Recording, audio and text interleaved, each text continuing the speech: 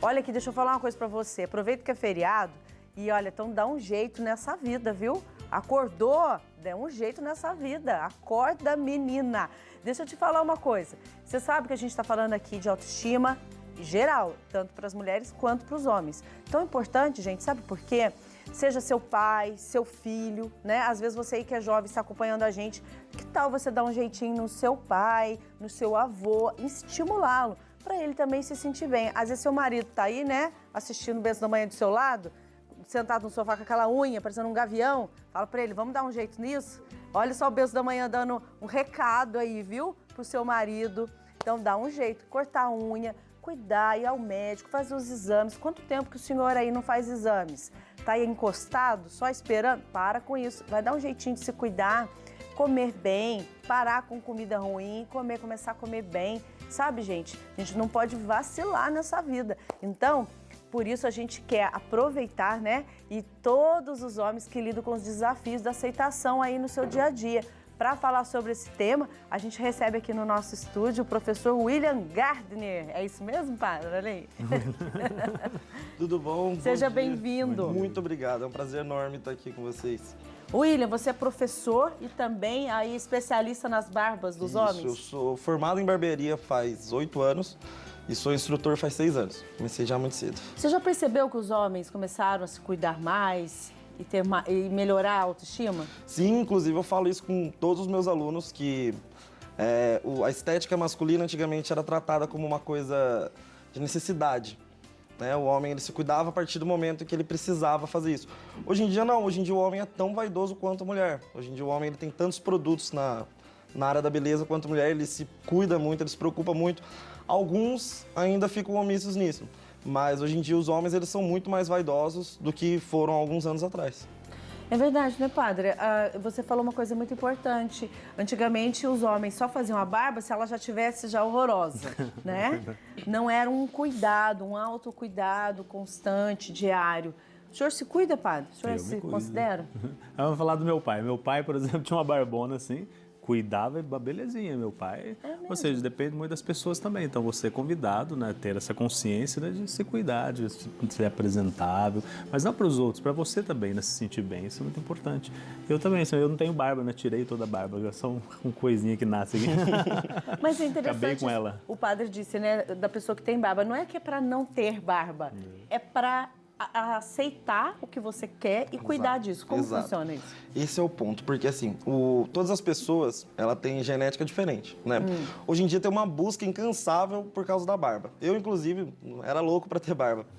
Mas os homens, eles têm que aceitar o fato de que o estilo dele não fica nichado ali no tipo de cabelo que ele tem.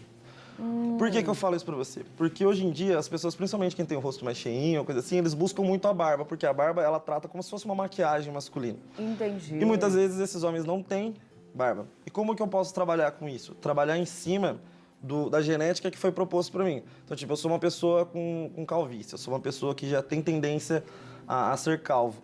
Como é que eu posso trabalhar meu estilo em cima disso? Não eu ficar brigando contra a minha calvície. Perfeito. Então, a partir do momento que eu descubro que eu não tenho barba, minha genética é propícia a não ter barba, eu tenho que começar a desenvolver o meu estilo, desenvolver minha autoestima em cima disso. Eu não tenho barba, eu vou procurar outras coisas que agradam, outras maneiras de explorar mais o meu estilo. Sem ficar correndo atrás de uma coisa que a gente não tem. Então, isso que o padre falou da barba é muito importante, porque hoje em dia é uma das coisas que eu mais escuto.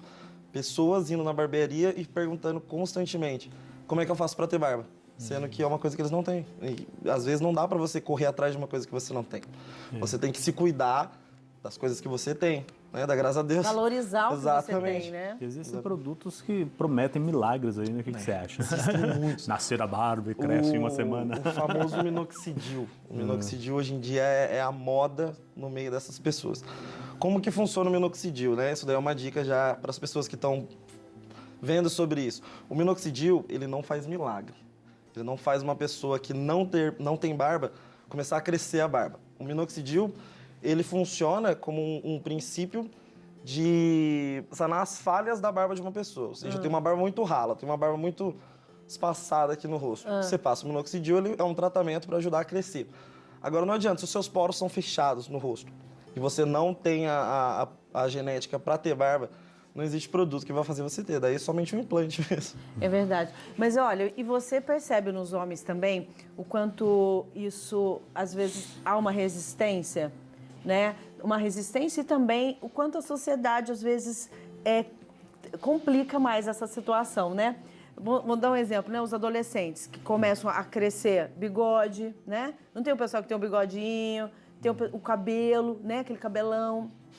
Hoje em dia, os adolescentes estão aceitando mais também e até aprimorando o que eles têm, o cabelo, como você falou. Você percebe também que a gente precisa aceitar mais e se defender? Porque gente para falar sempre vai ter, né? Ser os tabus antigos, né?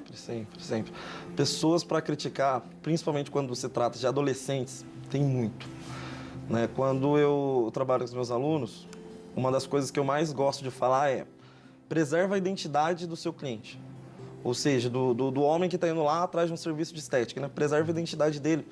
Porque muitas vezes ele pode ter vontade de fazer um determinado tipo de corte, colorir o cabelo de uma determinada cor, fazer um determinado tipo de desenho na barba, mas às vezes o meio em que ele vive, as pessoas que ele convive, não vão aceitar isso tão bem.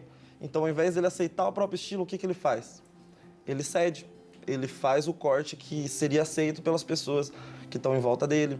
Ele não... Eu já vi muitos senhores de idade mais avançada querendo fazer aquele degradê, sabe? O corte degradê. Como que é? Aquele que faz um risquinho assim? Isso. Tem ninguém aqui, né, com degradê? Deixa eu ver se tem algum lá, filho, modelo curtinho. aqui. Não tem. Aquele que passa aqui, ó. Isso, que né? é o cabelo mais raspadinho aqui embaixo e Tem ele vai gente que crescendo. já quer fazer um BM, Bênção da Manhã, assim, ó. Não tem o pessoal que faz as letras, assim?